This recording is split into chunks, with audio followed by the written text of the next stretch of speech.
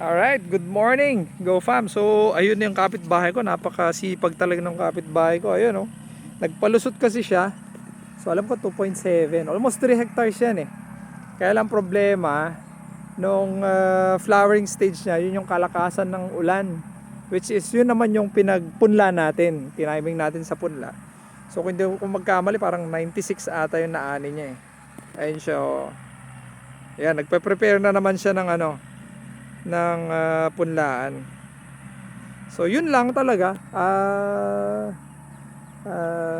Hit and miss tawag nila dyan. Hit and miss. Pwedeng tamaan mo, pwedeng hindi pag nagpalusot ka.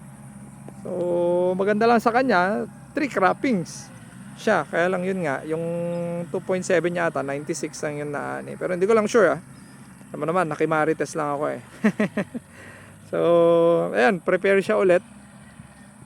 Hopefully may timing niya ulit yung yung magandang ani.